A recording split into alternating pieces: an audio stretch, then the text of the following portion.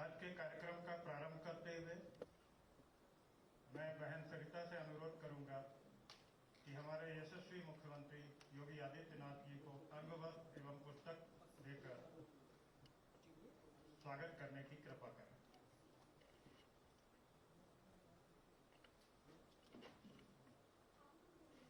आदरणीय मुख्यमंत्री जी के संज्ञान में लाना चाहूंगा कि ये सभी भैया बहन हमारे विद्यालय के बच्चे हैं। अमृत महोत्सव वर्ष में निरंतर हम इन बच्चों का परिचय करा रहे हैं देश के उन मूर्धन्य शूरवीरों का जिन्होंने परमवीर चक्र, महावीर चक्र, वीर चक्र और शांति काल में शौर्य चक्र, अशोक चक्र आदि से सम्मान प्राप्त किया। सम्मान की श्रृंखला में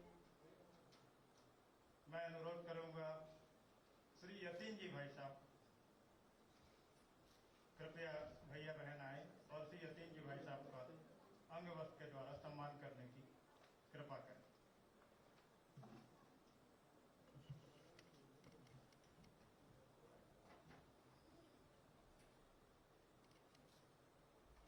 श्री यतीन जी भाई साहब के संरक्षण में ही हम सभी विद्या भारती परिवार के लोग इस असाधारण कार्य को संपादित कर रहे हैं, जिसमें आज राष्ट्रीय स्तर पर हमारे 12,000 विद्यालय, 40 लाख विद्यार्थी और 1.5 लाख आचार्य भारत केंद्रित शिक्षा, राष्ट्रहित सर्वोपरि से ओतप्रोत शिक्षा और पंचमुखी शिक्षा पद्धति के द्वारा राष्ट्रवादी शिक्षा को प्राप्त कर रहे हैं। सम्मान की श्रृंखला में मेजर जनरल NB सिंह साहब, जो पूर्व सैनिक सेवा परिषद, ये एक संगठन है जो राष्ट्रीय स्वयंसेवक संघ के आनुषंगिक संगठन के रूप में है। मैं अनुरोध करूंगा कि मेजर जनरल NB सिंह साहब का सम्मान करने की कृपा करें। पूर्व सैनिक सेवा परिषद में वर्तमान में अनेकों सैन्य अधिकारी लेफ्टिनेंट जनरल से लेके और JCO तक कार्यरत हैं और असाधारण काम कर रहा है पूर्व सैनिक सेवा परिषद देश के लिए, राष्ट्र के लिए और साथ ही साथ हर तरह के ग्रामीण विकास के लिए। सम्मान की श्रृंखला में मैं अनुरोध करूंगा भैया बहनों से doctor MLV Bhatt. Doctor MLV Bhatt जाने माने रेडियोथेरेपिस्ट हैं। विद्या भारती में महाराज जी के संज्ञान में लाना चाहूंगा आरोग्य भारती जो राष्ट्रीय स्वयंसेवक संघ का आनुषंगिक संगठन है, उसके आप अखिल भारतीय उपाध्यक्ष हैं। विद्या भारती के स्कूलों में जब बच्चों की कोविड से वैक्सीन नहीं आई थी, तब डॉक्टर भट्ट ने अपने प्रयास के द्वारा स्वर्ण प्राशन अभियान शुरू किया और स्वर्ण प्राशन अभियान निरंतर जारी है, जिसके लिए आप स्वयं प्रयास करते हैं। हर विद्यालय में डॉक्टर जाते हैं और स्वर्ण प्राशन के द्वारा ये आश्चर्यजनक उपलब्धि है कि उन बच्चों में कोई भी कोविड संक्रमित नहीं हुआ। अब तो वैक्सीन आ गई है और बच्चे लगातार सुरक्षित होते जा रहे हैं। सम्मान के उपरांत ये कार्यक्रम अमृत महोत्सव वर्ष में हमारे यशस्वी प्रधानमंत्री श्री नरेंद्र मोदी जी के संकल्प के तौर पे चल रहा है। उस संकल्प को मूर्त रूप देने के लिए विद्या भारती ने निरंतर हर बृहस्पतिवार को हम कार्यक्रम कर रहे हैं, जिसमें पूर्व सैनिकों को, पूर्व सैन्य अधिकारियों को जिन्होंने गैलेंट्री अवार्ड प्राप्त किए, उनको आमंत्रित करते हैं। उनकी एक डॉक्यूमेंट्री भी बनाते हैं जो अभी आपके सामने आएगी। प्रस्ताविकी के रूप में मैं डॉक्टर MLV भट्ट से अनुरोध करूंगा कि आए और इस कार्यक्रम की प्रस्ताविकी देने की कृपा करें।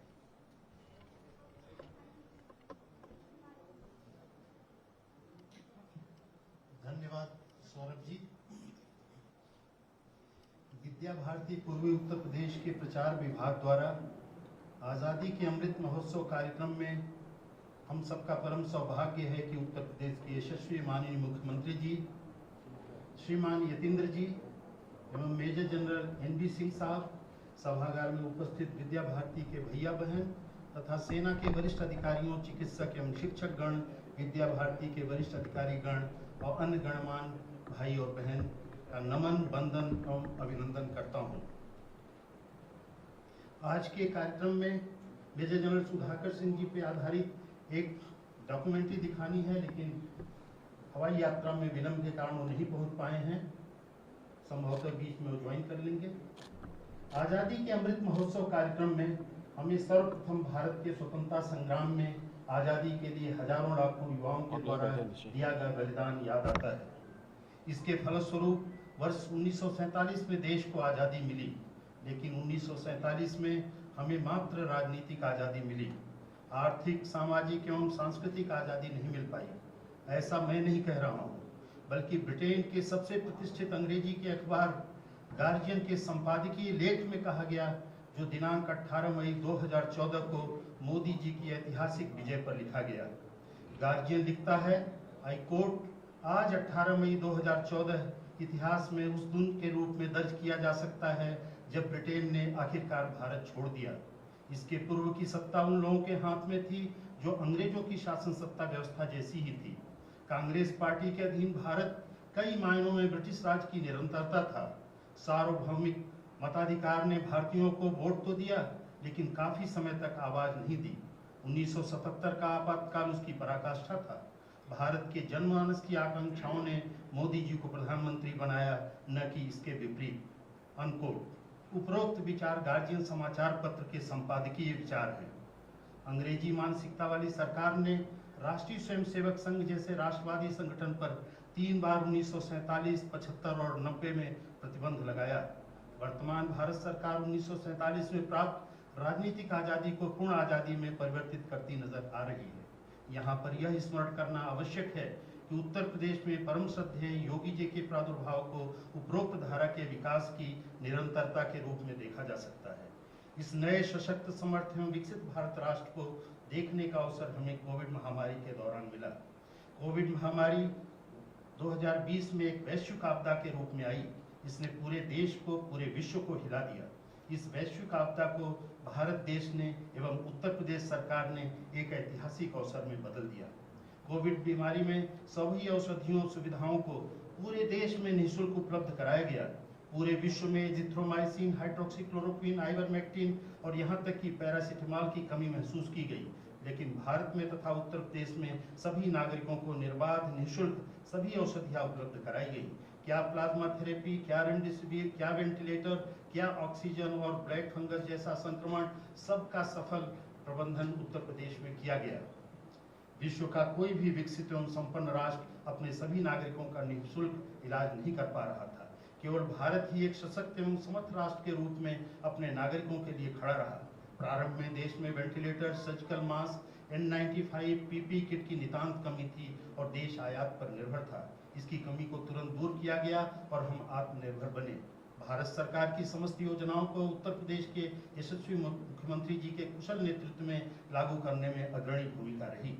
मार्च 20 में जब उत्तर प्रदेश में पहला मरीज इटली से आया, उस समय केवल एक लैब थी जिसकी क्षमता मात्र 90 टेस्ट प्रतिदिन की थी। इसे युद्ध स्तर पर माननीय मुख्यमंत्री जी के नेतृत्व में बढ़ाकर 280 लैब द्वारा 3 लाख प्रतिदिन की जांच करने का जाल बिछाया गया। अब तक उत्तर प्रदेश में कुल लगभग 11.3 करोड़ टेस्ट किए जा चुके हैं और जिसमें 20,78,000 मरीज संक्रमित पाए गए हैं। इतनी बड़ी संख्या में टेस्ट, वह भी निःशुल्क, विश्व का कोई भी विकसित राष्ट्र भी नहीं कर पाया। सारे टेस्ट किट भी भारत में निर्मित किए गए और हम आत्मनिर्भर बने। वैक्सीन के क्षेत्र में भारत ने तहलका मचा दिया। विश्व के विकसित देशों के साथ अग्रणी पंक्ति में खड़े होकर हमारे राष्ट्र ने उनके साथ ही स्वदेशी वैक्सीन बना ली। भारत में 2 पूर्ण स्वदेशी वैक्सीन बनाए, कोवैक्सीन तथा जाइकोवैक्सीन। WHO ने जिन 10 वैक्सीन को मान्यता दी, उनमें से 8 वैक्सीन भारत में बनाए गए, केवल चीन के 2 वैक्सीन को छोड़ करके। पूरे विश्व में सबसे ज्यादा वैक्सीन भारत में बनाए गए। अब तक पूरे देश में 191 करोड़ वैक्सीन की खुराक दी जा चुकी है और वह भी ज्यादातर निःशुल्क। इतना विशाल वैक्सीनेशन कार्यक्रम पूरे विश्व में इतिहास में किसी भी देश ने नहीं किया था। इतिहास में भारत देश कभी भी विकसित देशों के साथ अपना स्वदेशी वैक्सीन किसी भी बीमारी में नहीं बनाया था। कोई भी विकसित तथा संपन्न राष्ट्र अपने नागरिकों को निःशुल्क टीके नहीं दिया था, जो भारत ने कर दिखाया। आरंभ में he made in India vaccine 60 देशों को सहायता के रूप में दिया गया और अब तक 90 देशों को भारत में बने टीके निर्यात किए जा चुके हैं। इस महामारी के खिलाफ लॉकडाउन में मुफ्त भोजन, प्रवासी मजदूरों और नागरिकों को अपने गंतव्य पर पहुंचाना, पूरे देश में लॉकडाउन के दौरान एक भी भूखमरी से मौत नहीं हुई, यह हम सबके लिए अत्यंत गौरव का विषय है। इसके पूर्व की सरकारों के समय सामान्य वर्षों में भी भूखमरी से देश में कुछ मौतें आम बात थीं। आज भारत ने एक अति विकसित तथा जिम्मेदार लोकतंत्र के रूप में विश्व पटल पर अपनी पहचान बना ली है। अब भारत एक विकासशील या विकसित राष्ट्र की श्रेणी से आगे बढ़कर एक ऐसे विकसित राष्ट्र के रूप में उभरा है जो अपने नागरिकों की चिंता करता है।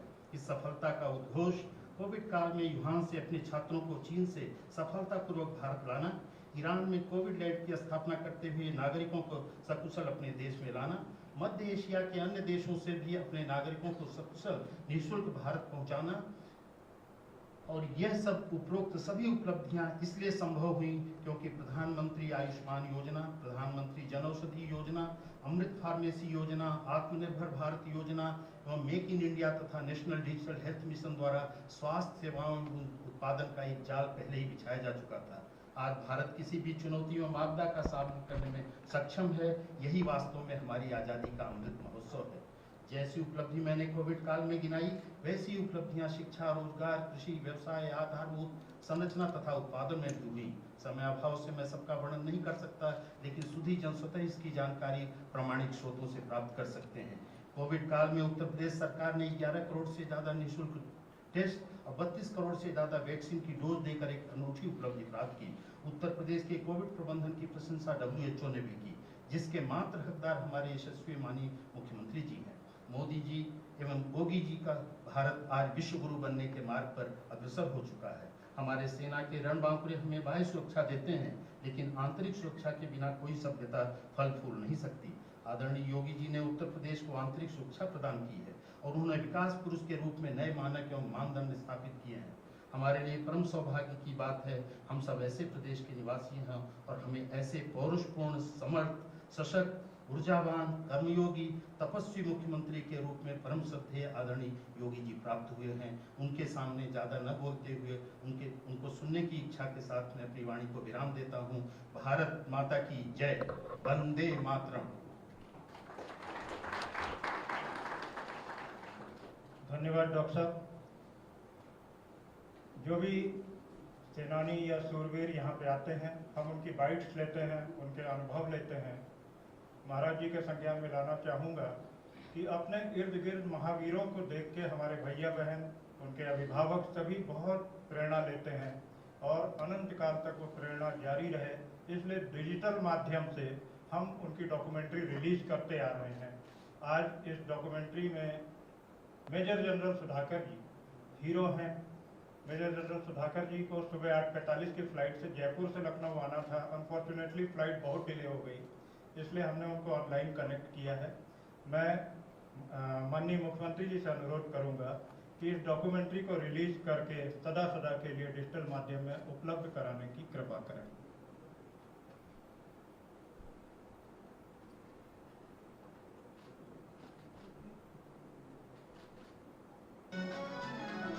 देश हमें देता है सब कुछ, हम भी तो कुछ देना सीखे। देश हमें देता है सब कुछ, हम भी तो कुछ देना सीखे।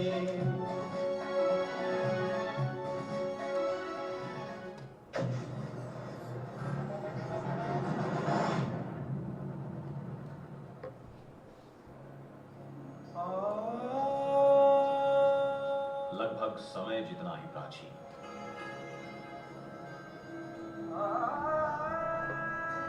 सूर्य जितना ही तेजस्वी और आकाश जितना ही विशाल, हमारे भारत देश का इतिहास।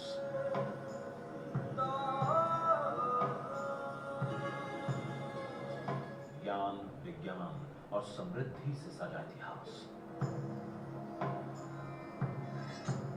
शौर्य, आध्यात्म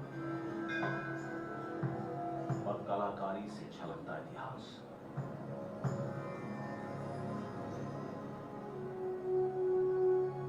आधुनिक भारत के शिल्पियों ने दिशा दिखाई उनके एक एक कदम के साथ देश ने एक छलांग लगाई।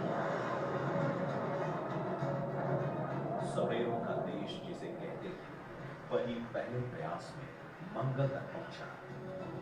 मेक इन इंडिया, इन 3 शब्दों ने दुनिया में हमारा नाम किया ऊंचा।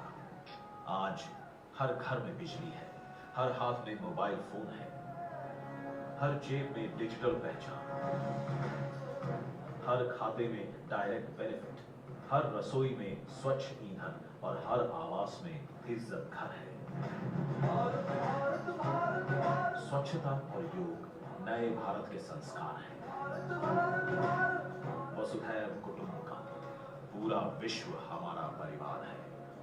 अंग्रेज कहकर गए थे, हमारे जाने के बाद देश तुम्हारा बिखर जाएगा। नहीं सोचा था उन्होंने कि भारत विश्व के सबसे विशाल लोकतंत्र के रूप में निखर जाएगा। आज भारत एक है, अखंड है और सबसे तेजी से आगे बढ़ती अर्थव्यवस्था है। आत्मनिर्भर भारत ये एक प्रकार से शब्द नहीं, ये आज 130 करोड़ देशवासियों के लिए मंत्र बन गया। हम सब आभारी हैं अपने देश के यशस्वी प्रधानमंत्री श्री नरेंद्र मोदी जी के, जिनके नेतृत्व में आज पूरा देश एक भारत श्रेष्ठ भारत बनकर के पूरी दुनिया को नेतृत्व देने की ओर अग्रसर है।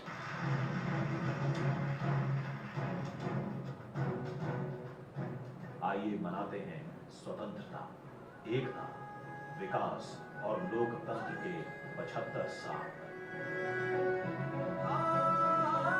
2022 में भारत अपनी आजादी के 75 साल पूरे करेगा। आइए इस महापर्व की तैयारी में जुट जाते हैं। आइए बनाते हैं आत्मनिर्भर भारत। आइए मनाते हैं भारत की आजादी का अमृत महोत्सव।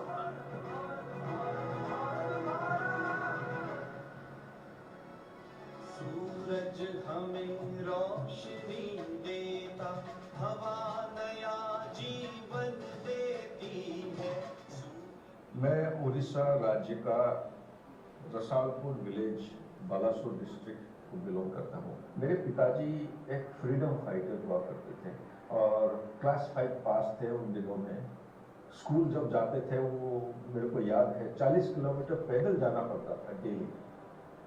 2-4 नदी होते थे उसको पार करके जाया करते थे।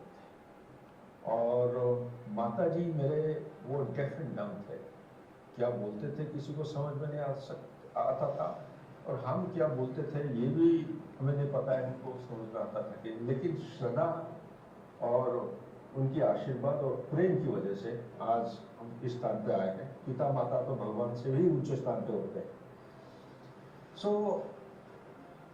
मेरा जो जीवन है अपना स्कूल रसालपुर में स्कूल पिताजी ने ही शुरू किया था। उस स्कूल में शुरू का पढ़ाई हुई और उसके बाद सैनिक स्कूल भुवनेश्वर में जाके ज्वाइन किया। और स्कूल में इंग्लिश मीडियम होता था, पढ़ाई करते थे, एनसीसी था और हमारा games, sports, debate, declamation, singing, painting, हर एक चीज़ में। तो मेरा सबसे पहला एक पता नहीं कहाँ से ये शुरू हुआ, एक क्यूरियोसिटी जो इंग्लिश में बोलते हैं, जानने का जो जिज्ञासु होते हैं। एक जो प्लेटफॉर्म हमें मिला सैनिक स्कूल में, अगर गांव में रहते तो शायद ये प्लेटफॉर्म नहीं मिल सकता। सेना में मैं ज्वाइन किया था 1979 एनडीए। सबसे पहले एनडीए पास आउट होने के बाद जब मैं घोड़पुरी, हमारे टाइम में फर्स्ट टर्म एनडीए का घोड़पुरी में हुआ करता था, मेरे को ऐसा एक चोट लगा था। इस चोट की वजह से काफी सारे लोग एनडीए छोड़ के चले गए, लेकिन मैं क्रेप बैंडेज और नी कैप बांध के एनडीए का जितने सारे सेमिस्टर्स होते हैं 3 साल का, हर साल में 2 सेमिस्टर, 6 सेमिस्टर, हर सेमिस्टर को अपना टाइमलाइन के मुताबिक अपने बैचमेट के साथ पास आउट करके कमीशन हुआ 1983 जून में। कमीशनिंग के बाद मैं बाहर रेजिमेंट में कमीशन हुआ एज ए सेकंड लेफ्टिनेंट। और कमीशनिंग के बाद हमारा एक कोर्स होता है young officers course. Young officers course में कमांडो कोर्स एक होता है, बेलगाम में होता था अपने टाइम में।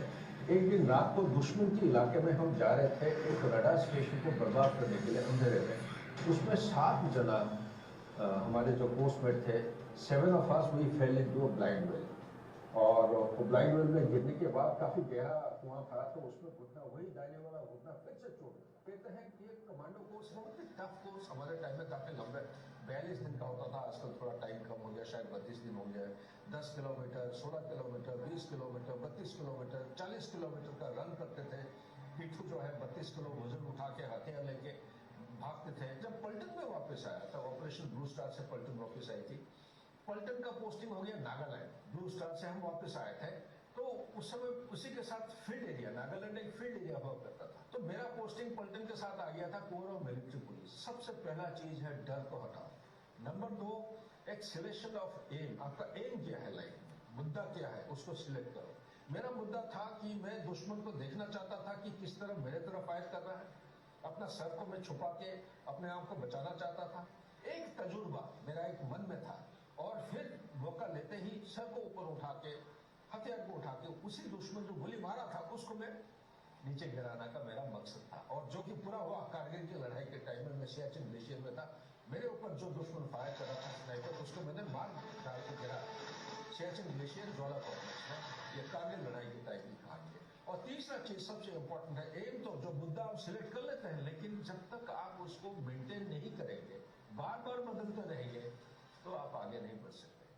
और तीसरा और चौथा चीज है, आप जहां पे भी हो, जब तक आप अपना रूटीन सेट नहीं करेंगे, डिसिप्लिन एक दायरे के अंदर नहीं चलेंगे, तब तक आप आगे नहीं बढ़ सकते। सियाचिन ग्लेशियर का एक ऐसा तजुर्बा है, मैं अब पता नहीं, उस समय मैं यूएन मिशन से वापस आया था सेरा लियोन से, कारगिल लड़ाई की जो खुशबू शुरू हो गई, खुशबू की तरीके, क्योंकि सैनिक के लिए खुशबू होता है, हम तो चाहते हैं बस ऐसा मौका, सुनहरा मौका मिल जाए हमें, ताकि दुश्मन को हम मुंह तोड़ जवाब दे सकते हैं। ऐसा मौका सभी को नहीं मिलता है, वो एक अपॉर्चुनिटी है।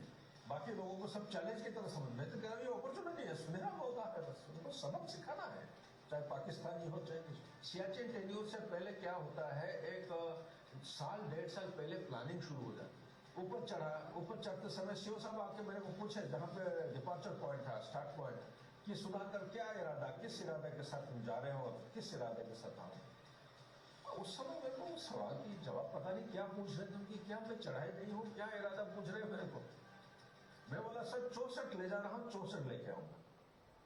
बोला 64, मेरे कंपनी में 64 ऑफिसर जेसीओ जवान थे और आपका सारे टास्कों में पूरा करो। तब मैं लेके गया, लेकिन जाते जाते रास्ते में इसका जोरदार फायरिंग हुआ। जब हम हेडक्वार्टर में पहुंचे, करीब 17-18 हजार फुट पे था, lack of oxygen, -43 degree temperature था उधर, तो उसमें एक्लेमेटाइजेशन करना पड़ता है। ये जाके हम पहुंचे नहीं, इसका एक असॉल्ट फायर स्टार्ट हो गया। रात को 2 बजे से लेके लगातार एकदम धड़ाधड़ सारे हथियार पहुंचे थे, और सुबह 10 बजे तक, और एक दिन नहीं, ये टाइम फ्रेम और लगातार 7 दिन, 10 दिन, 14 दिन जब करने लगा, हमारा माथा नीचे बस ऐसे खाने के लिए टाइम नहीं, तो हमने एक आइस के बनाया हुआ, आइस के नहीं था, आइस के अंदर एक सुरंग जैसा होता है खोद के, तो हमने सामान शुरू मंगाया, सामान में लाके एक हेलीकॉप्टर लाया था बल्ली गिराने के लिए, तो हेलीकॉप्टर का जो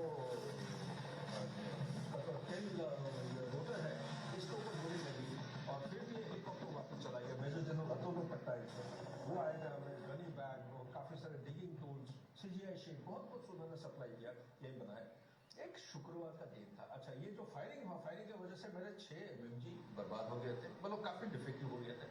वहां पे बंकर नहीं बनाया जा सकता 21,000 19,000 क्योंकि इतना सर्दी है, वो सीमेंट क्यों नहीं होता है, तो लूज पत्थर को लेकर हम संगल बनाते थे, संगल के बीच में से चेंज करके मशीन गन वगैरह दुश्मन के बने।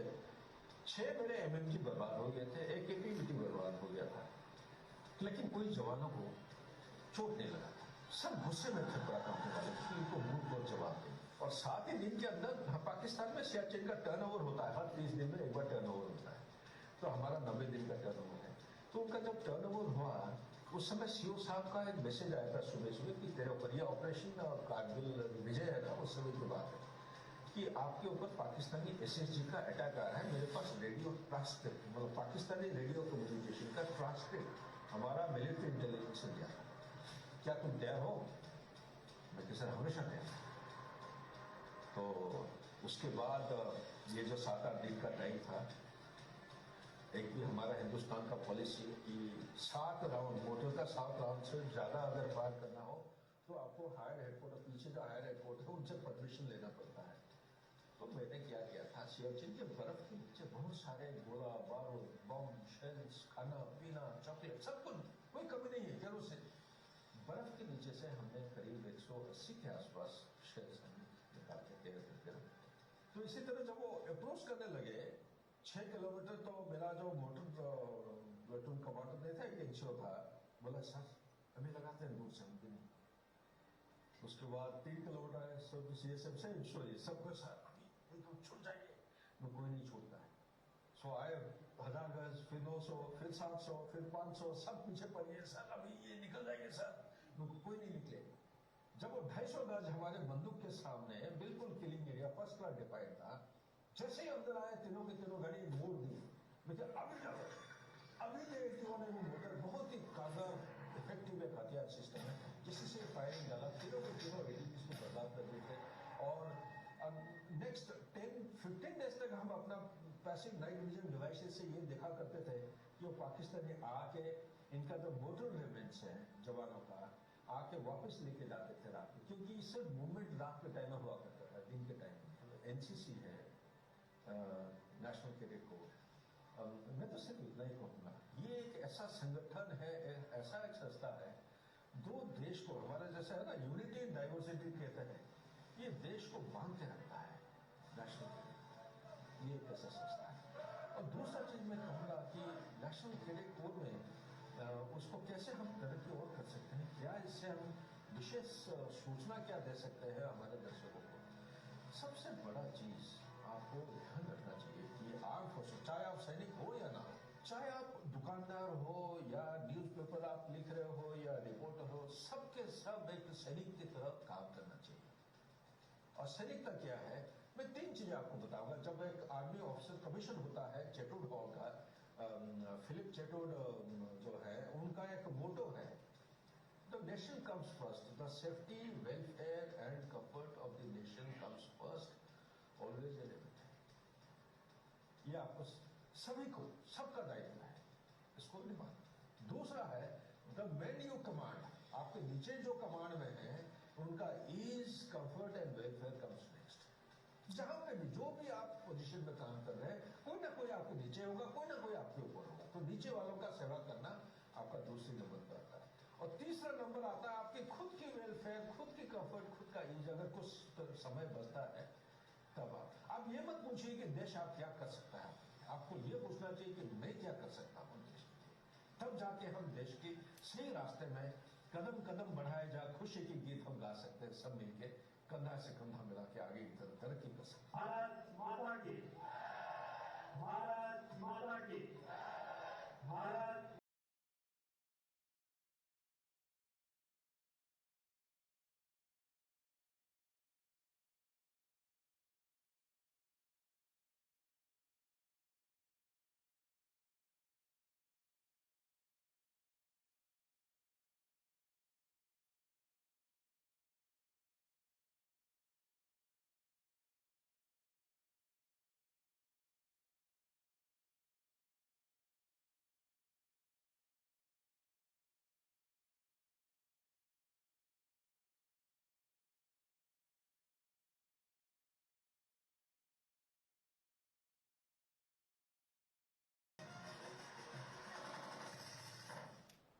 मेजर जनरल सुधाकर फ्लाइट की वजह से पहुंच नहीं पाए हैं, लेकिन उन्होंने अपना संदेश माननीय मुख्यमंत्री जी के लिए रिकॉर्ड करके भेजा है।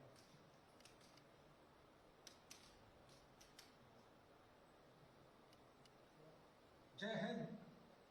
माननीय मुख्यमंत्री जी, यतीन्द्र जी, अखिल भारतीय साहस संगठन, मेजर जनरल एन.वी. सिंह, विशिष्ट सेवा मेडल, प्रेसिडेंट पूर्व सैनिक सेवा परिषद, सौरभ मिश्रा जी, प्रचार प्रमुख विद्या भारती अखिल भारतीय शिक्षा संस्थान, सबसे पहले मैं तहे दिल से विद्या भारती अखिल भारतीय शिक्षा संस्थान को धन्यवाद देना चाहता हूं कि आपने मुझे काबिल समझा और इतना एक महत्वपूर्ण समारोह में मुझे आपने इनवाइट किया।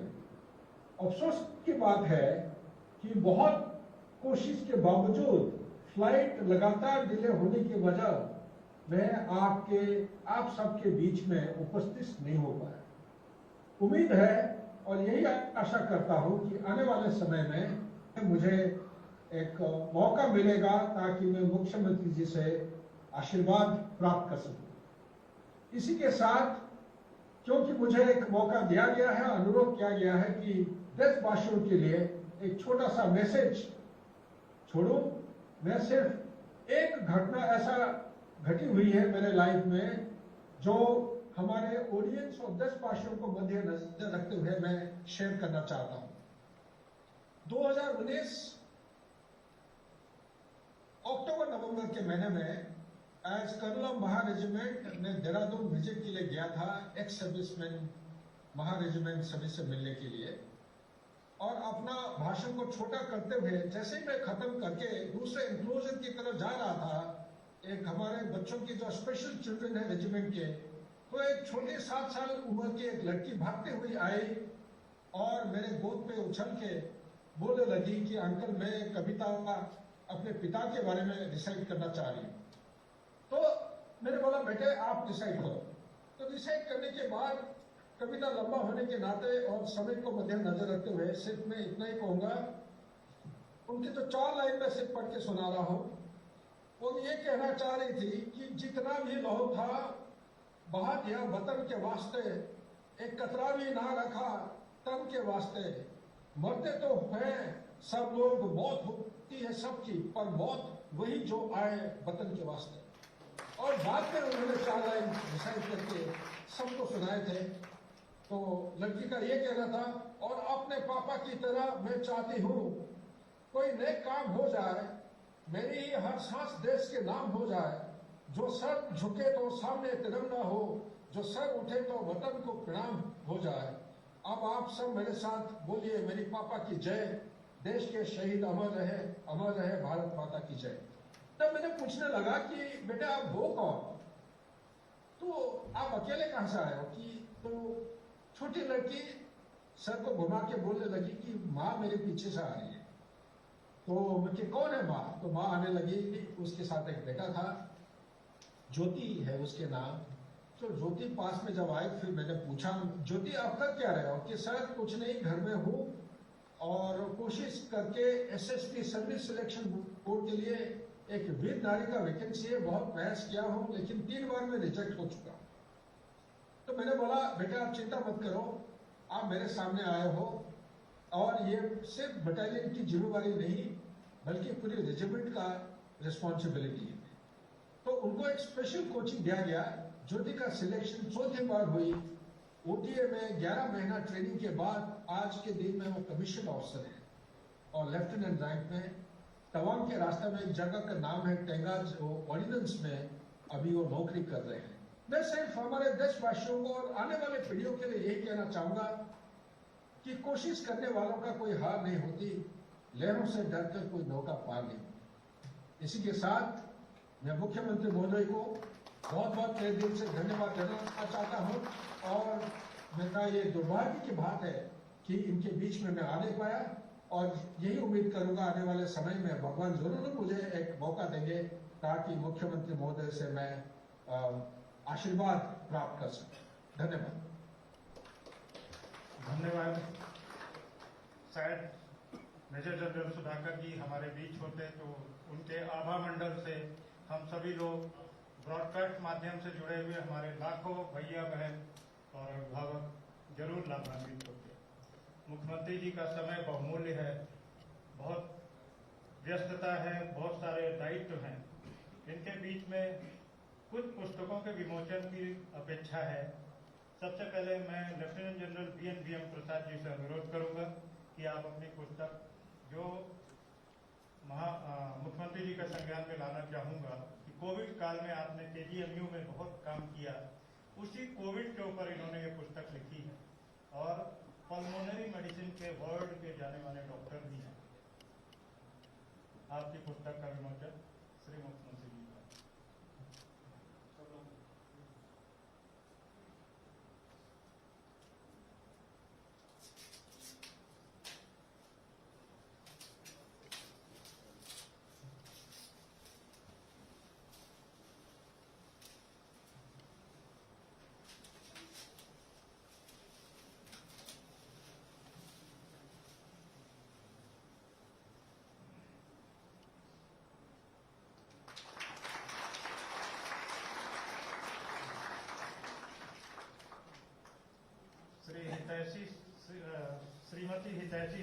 अभय सिंह जी और सशक्त सिंह जी से अनुरोध करूंगा कि अपनी पुस्तक basic research psychology in home science इसका यशस्वी मुख्यमंत्री योगी आदित्यनाथ जी के द्वारा विमोचन कराने की कृपा।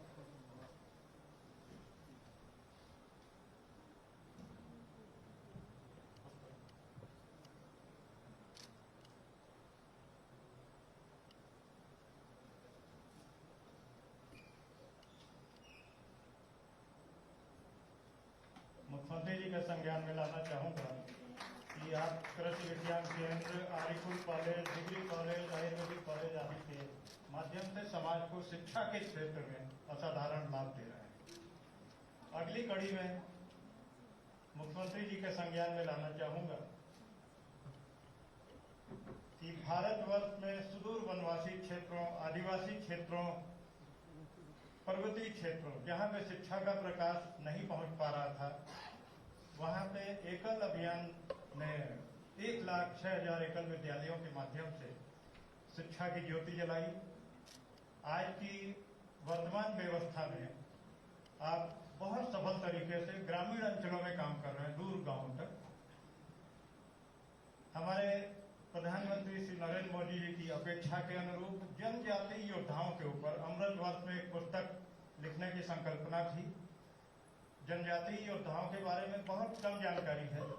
उस पर लिखी हुई पुस्तक जिसको मैं मीनाक्षी सिंह जी, एकल अभियान ट्रस्ट के अखिल भारतीय महासचिव माधवेंद्र सिंह जी एवं माधवेंद्र सिंह जी भी आ जाए मंच पे। ये अपने आप में विलक्षण किताब है और जनजातीय सूरवीरों के ऊपर एकमात्र किताब है देश के अंदर।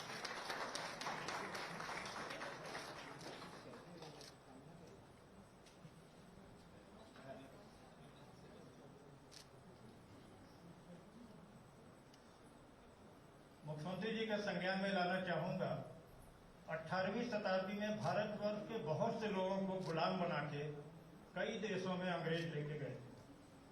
ऐसे लोग जो एक एग्रीमेंट के तहत गुलामी करने विभिन्न देशों में गए, Mauritius, Fiji, West Indies, Caribbean countries, बहुत सारे।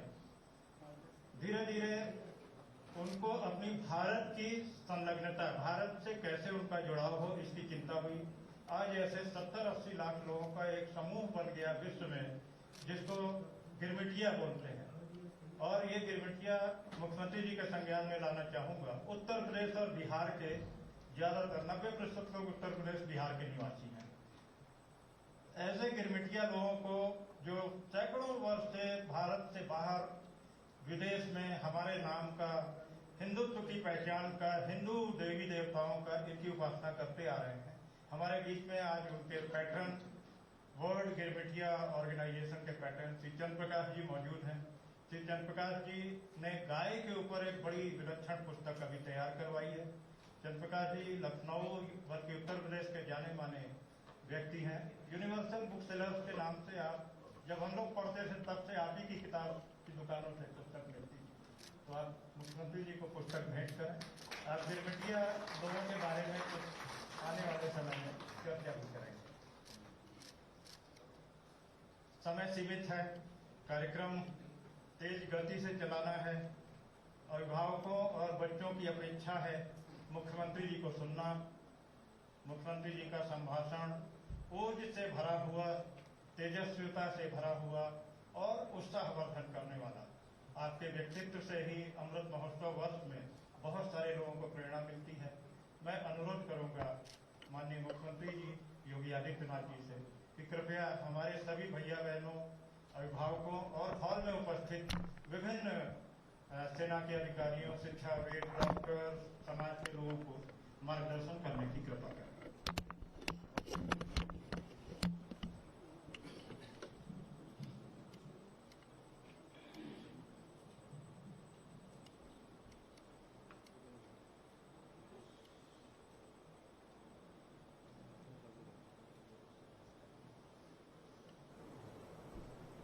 आजादी के अमृत महोत्सव वर्ष में विद्या भारती के द्वारा आयोजित आज के इस समारोह में मंच पर उपस्थित विद्या भारती के अखिल भारतीय सह संघटक सामान्य श्री त्रिमूर्ति जी,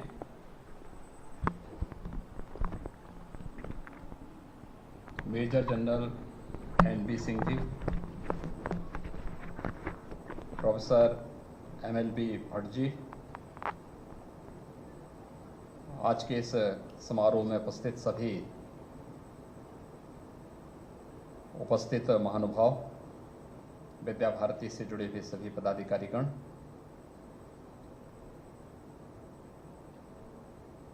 आज़ादी के अमृत महोत्सव वर्ष में देश की आज़ादी को अक्षुण्य बनाए रखने वाले वीर सेनानियों के शौर्य गाथा को लेकर के विद्या भारती के द्वारा जो अभियान प्रारंभ किया गया है, मैं इसके लिए विद्या भारती परिवार को हृदय से धन्यवाद देता हूं।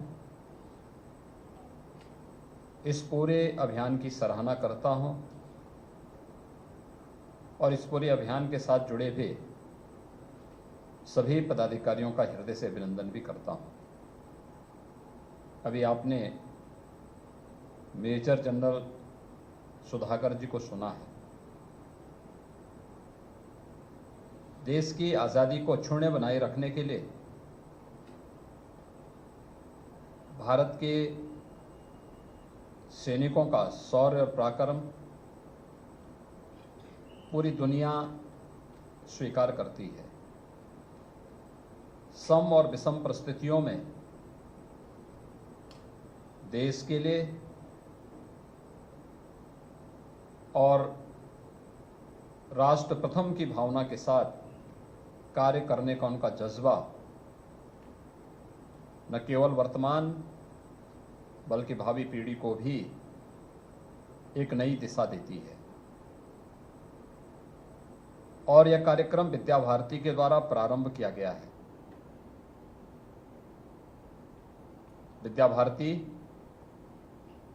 का शुभारंभ 1952 में गोरखपुर में ही हुआ था। सरस्वती शिशु मंदिर पक्की बाग से इसका शुभारंभ होता है और आज देश के अंदर ही नहीं बल्कि दुनिया के तमाम देशों में हजारों की संख्या में राष्ट्रीयता से ओतप्रोत संस्कारवान शिक्षा का केंद्र बिंदु बनकर के विद्या भारती और उससे जुड़ी हुई संस्थाएं देश के अंदर वर्तमान पीढ़ी को खड़ा करने का कार्य कर रही है। स्वाभाविक रूप से अमृत महोत्सव वर्ष में विद्या भारती इस अभियान के साथ जुड़ी हुई है कि हम आज़ादी के अपने अमर बलिदानियों को और आज़ाद भारत में देश की स्वाधीनता को अक्षुण्य बनाए रखने वाले अपने वीर सैनिकों को हम सम्मान दे सकें, यह एक अभिनंदनीय प्रयास है।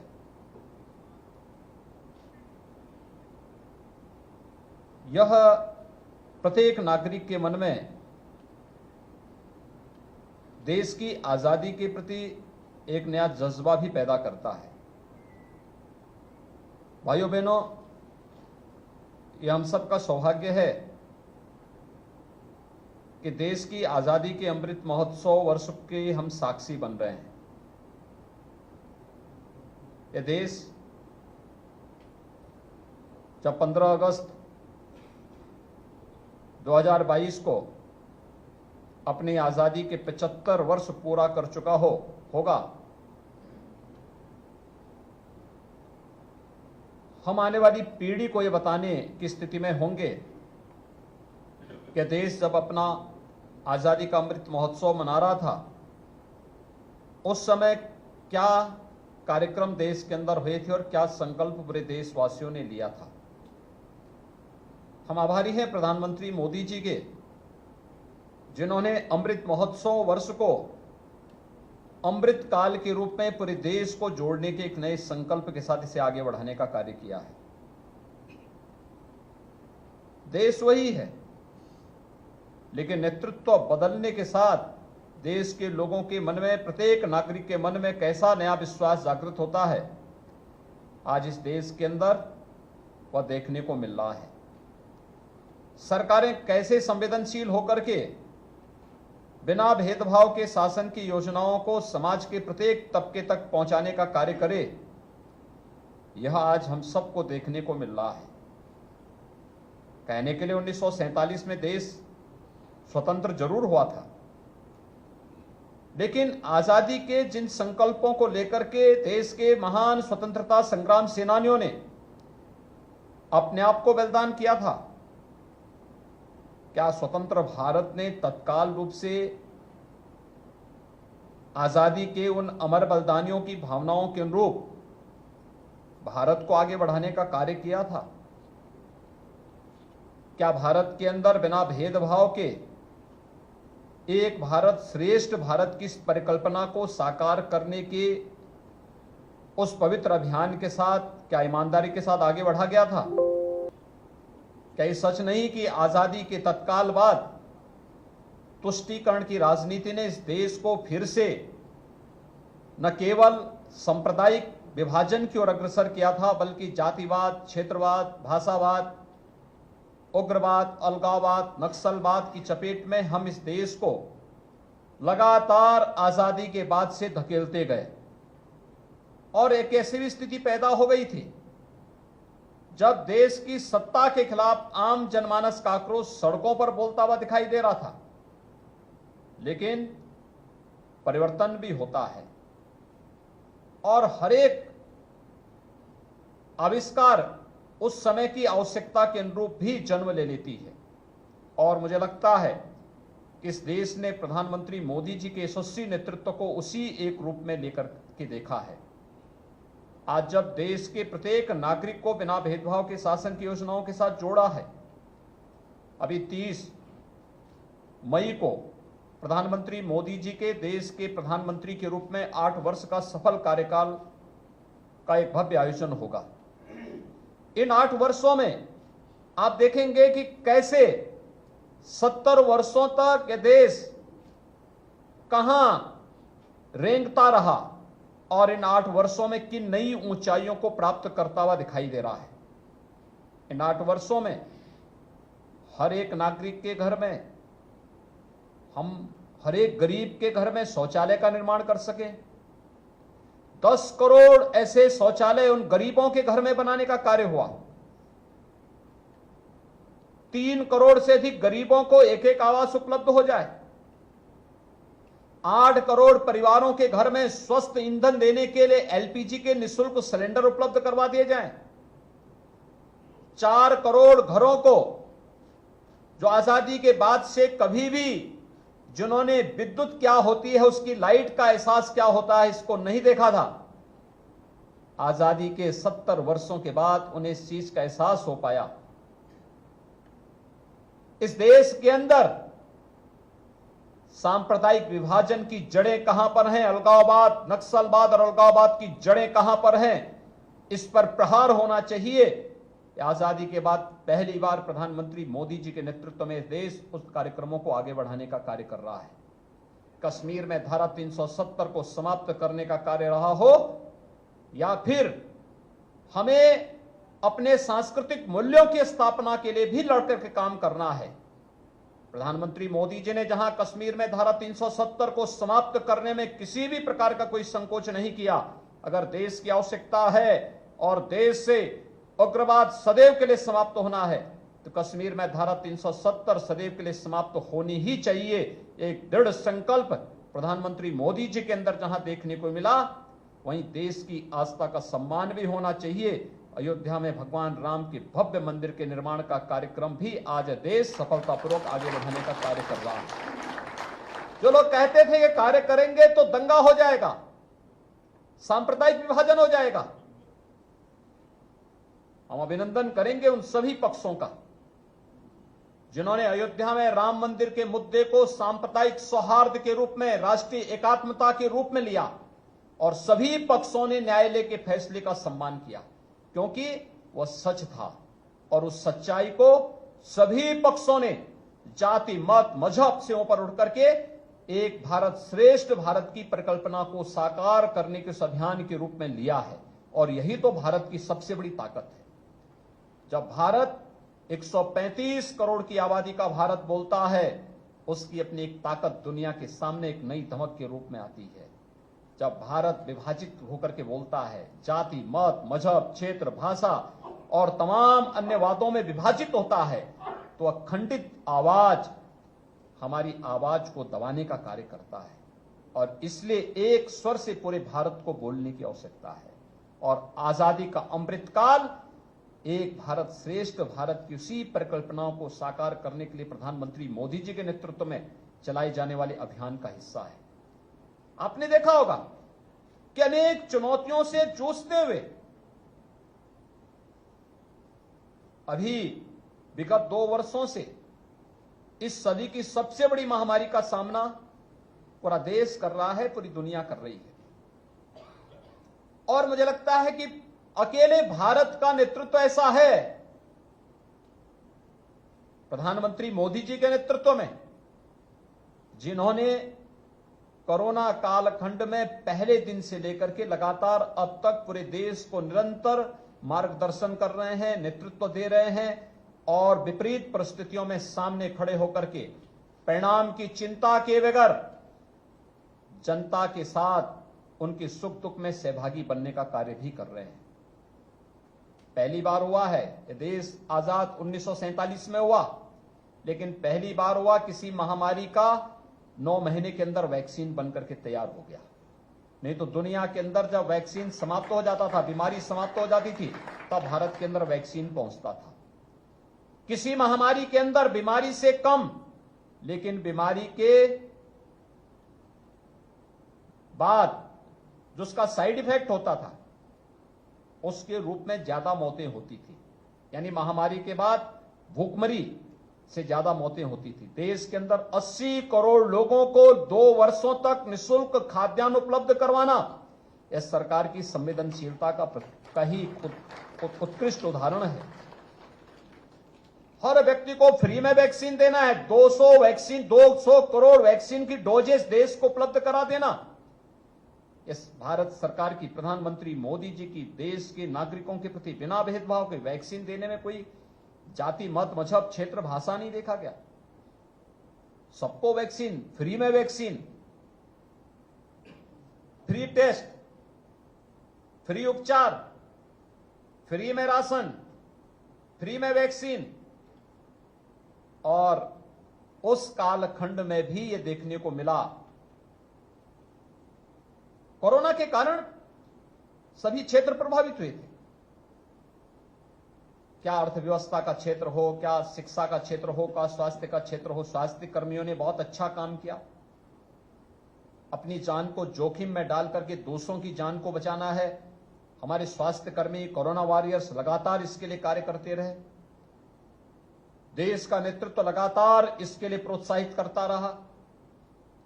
परिणाम हम सबके सामने है कि भारत ने दुनिया के अंदर बेहतरीन परिणाम दिए।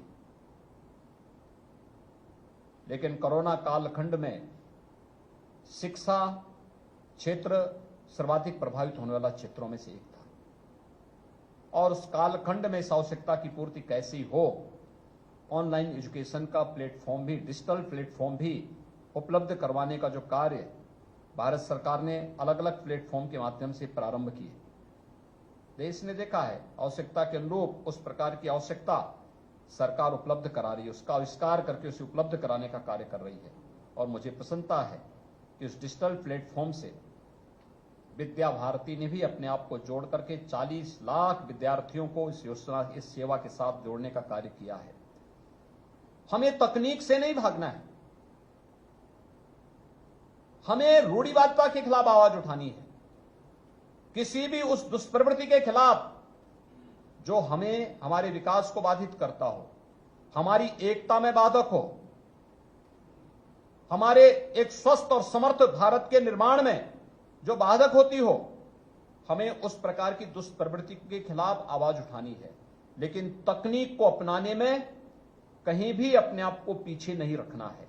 और अगर हम तकनीक को अपनाने में पिछड़े तो फिर हम लोग अपने आप ही पिछड़ जाएंगे। और मुझे प्रसन्नता है कि आज से ठीक 75 वर्ष पूर्व 70 वर्ष पूर्व गोरखपुर में जो बीजारोपण हुआ था, एक छोटा सा संस्थान खोला गया था, छोटा सा स्कूल आज भी है गोरखपुर में, सरस्वती शिशु मंदिर पक्की बाग, बहुत अच्छा स्कूल है। 1952 में स्थापित हुआ था। आज वहां पर सीनियर सेकेंडरी तक की आधुनिक शिक्षा उपलब्ध कराई जा रही है। बहुत अच्छी संख्या में बच्चे वहां पर हैं। अभिभावकों में एक उत्साह होता है कि हम अपने बच्चे का प्रवेश वहां पर करवाएं, क्योंकि उसने एक अच्छी पीढ़ी दी। लगातार राष्ट्रीयता से ओतप्रोत राष्ट्रभक्तों को जन्म देने का कार्य गोरखपुर की पक्की बाग सरस्वती शिशु मंदिर पक्की बाग ने किया था। और लगातार उस अभियान के साथ आज भी वह 70 वर्षों से कार्य करती हुई दिखाई दे रही। आज तो गोरखपुर में कई संस्थान विद्या भारती के माध्यम से संचालित हैं। पूरे देश के अंदर 12,000 से अधिक संस्थान संचालित हैं। बिना भेदभाव के आधुनिक शिक्षा, संस्कार युक्त शिक्षा, राष्ट्रीयता से ओतप्रोत शिक्षा देने का कार्य विद्या भारती के संस्थान कर रहे हैं। और केवल वहीं पे नहीं, एकल संस्थान चल रहे हैं जनजातीय क्षेत्रों में, दूरस्थ क्षेत्रों में, वनवासी क्षेत्रों में, गिरिजनों के लिए, वनवासी बंधुओं के लिए जो सेवा के प्रकल्प चल रहे हैं, वे अलग से कार्यक्रम हैं। बिना किसी सरकारी सहयोग के लगातार ये कार्यक्रम उस अभियान के हिस्से बने हुए हैं।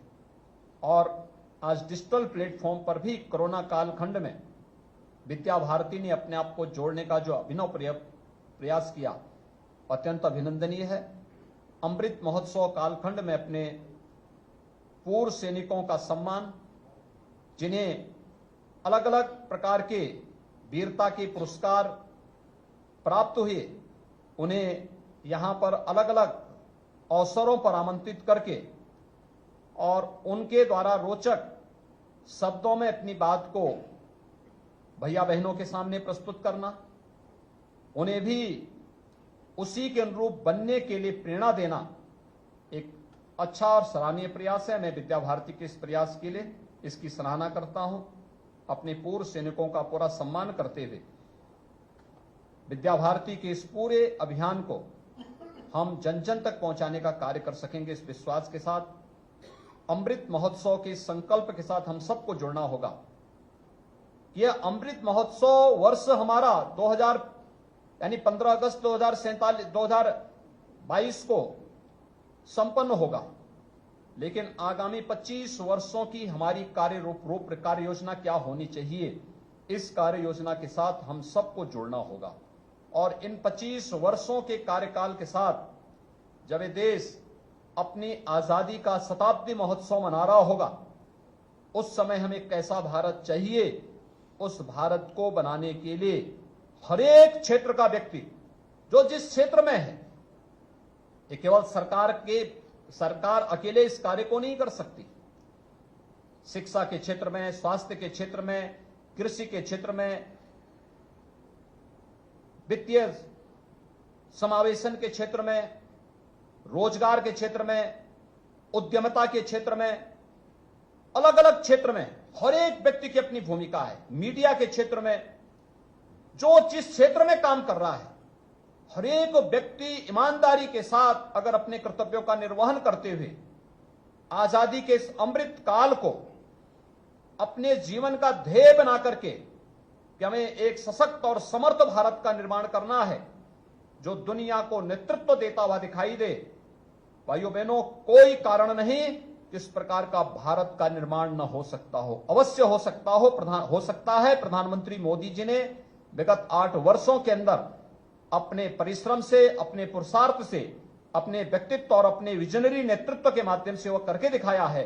हम सबको प्रधानमंत्री मोदी जी के नेतृत्व में उस भारत के निर्माण की दिशा में आगे बढ़कर के कार्य करना होगा। यही अमृत काल का हमारा संकल्प होना चाहिए। मैं इस पूरे अभियान के प्रति अपनी शुभकामनाएं देता हूं। बहुत बहुत धन्यवाद। जय हिंद।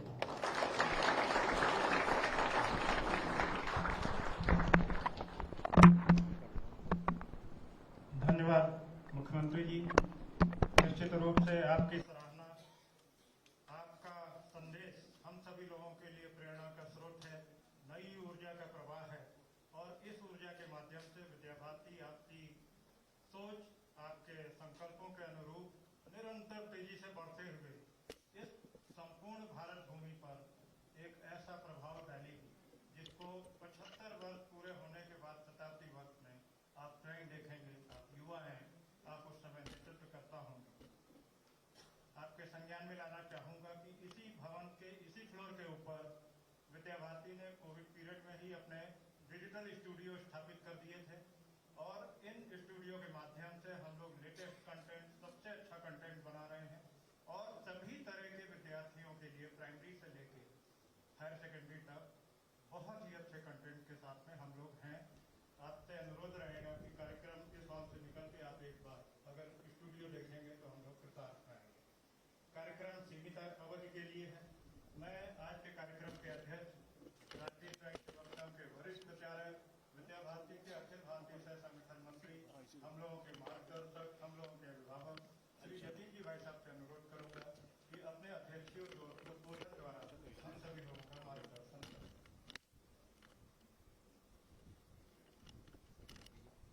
माननीय मुख्यमंत्री जी, major general NP Singh ji, आदरणीय डॉक्टर भट्ट जी, सभागार में उपस्थित सम्मानित सज्जनगण, मातृशक्ति, आपकी बड़ी और अमृत महोत्सव की घोषित होने के बाद ही विद्या भारती ने सारे देश भर के लिए कार्य योजना बना कर दी थी ताकि वर्ष भर हमारे वर्तमान छात्र, पूर्व छात्र, अभिभावक, प्रबंध समितियों के सदस्य तथा उनके संपर्क में आने वाले समस्त समाज बंधु बहनें वह स्वतंत्रता के कालखंड के इतिहास से परिचित हों, उस समय की वीर गाथाओं से परिचित हों, बलिदानियों से परिचित हों और उनके अंतःकरण में, उनके मन में एक गौरव का भाव जगे। साथ ही साथ स्वतंत्रता के जो 75 वर्ष हैं, इसमें भारतवर्ष ने संघर्ष के साथ विकास की जो यात्रा की है और समाज जीवन के सभी क्षेत्रों के अंदर जो विकास किया है, उस विकास से भी सभी परिचित हों और एक भविष्य के भारत का संकल्प सबके मन के अंदर जगे। एक उज्जवल भारत, एक श्रेष्ठ भारत, एक समर्थ भारत का संकल्प इस नई पीढ़ी के मन के अंदर जगे और वीर बलिदानियों से प्रेरणा लेकर आने वाले भारत के भविष्य में मैं भी अपना सर्वस्व योगदान करूंगा, यह संकल्प जगाने की दृष्टि से ही वर्ष भर के कार्यक्रमों का आयोजन विद्या भारती ने सारे देश भर में किया है। संपूर्ण समाज का प्रतिसाद इस काम के लिए बहुत अच्छा मिल रहा है। मेरा विश्वास है कि यह नई पीढ़ी जो एक राष्ट्र के निर्माण के संकल्प के साथ खड़ी होगी, एक वैभवशाली भारत का चित्र अपनी आंखों के सामने देख सकेगी। इसी विश्वास